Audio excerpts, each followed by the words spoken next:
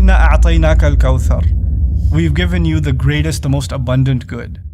I just want to highlight something. I want to address something first of all to the young people who are being pressured into getting married. I just want to say just a couple of things to you guys. It's not the solution to all of your problems, but at least I'll highlight some things. First and foremost, the relationship you're getting into, you don't go into a marriage thinking you're going to get divorced. You go into a marriage because this is going to be the next half of your life. You know, this is a lifelong commitment. This is the next 50, 60 years of your life. It's not a light decision. A lot of times all you think about is the marriage ceremony, the party, you know, making your parents happy. That's right now. What about 10 years from now, 15 years from now, 20 years from now? Because this one decision decides the direction of the rest of your life.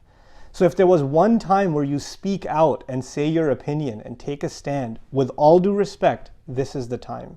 You're not being disrespectful. This is a right Allah gave you.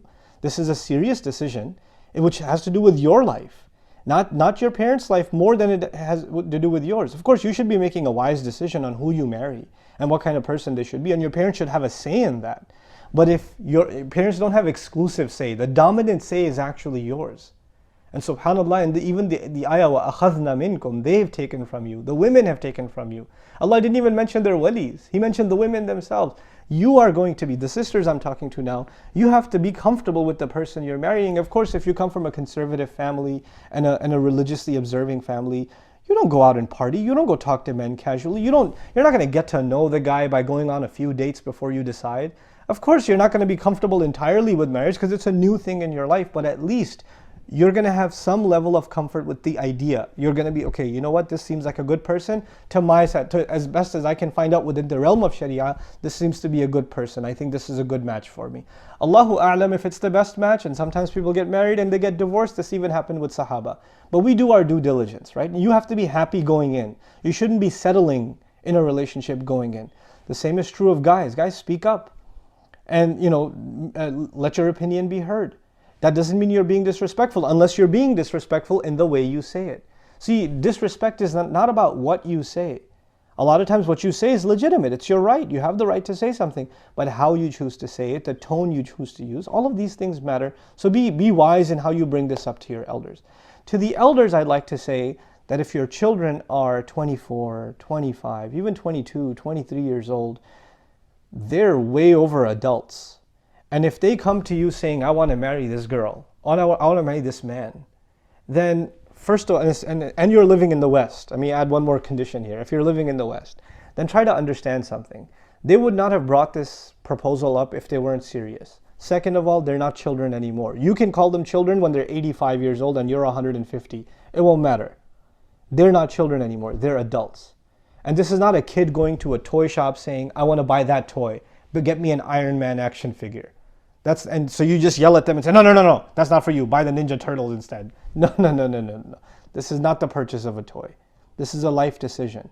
And these young people, you should discuss this decision with them. But for a lot of you parents, when they bring up a proposal, you're like, no way. Are you kidding me? And it becomes a matter of pride that your child chose a person, not you. Look, you brought them into a Western society. They're mingling with men and women all the time. The fact that they may have found somebody, maybe not in the most acceptable means Islamically, but it's already happened. They already like somebody. They're already interested in marrying someone. And you shut them down and you say, no way, this will never happen. This is a matter of our pride. This is a matter of our religion. Well, there are so many other matters of your religion where you ignore to teach them properly, where you ignore to provide them a healthy environment. And now you're getting angry at them for, making a choice or even suggesting a choice. At least consider the choice. Become more open-minded about the possibilities. The world around you has changed. The way you got married, the way even, my parents got married is a different time. Those norms, those standards, cultural standards have changed. The world around us has changed, So we have to be open to the choices that our children are making. Look, if you're sending your son to college, you have enough trust in him to send him to college, to let him work in a non-Muslim society. If you're sending your daughter to school, and she's getting an education in a non-Muslim society, you trust her enough to send her out into a cruel, corrupt world, and to survive and uphold her values. So then you have to trust her enough with her decision. At least enough to consider her decision. Even if you don't like the choice at first, at least to consider that decision. So be a little more open-minded about this discussion and control the tempers. No, there's no need for overly dramatic language. There's no need for, oh my God, all of my dreams have shattered and you're no longer my son and all of this stuff. Just take it easy. Take it easy. Everybody needs to be able to say how they feel. In many Muslim cultures, parents don't open up. They only open up when it's like too late. And children don't say anything because they're too afraid of what their parents might think. We need to change that culture. We need to have a culture of open, honest, and yet at the same time respectful communication.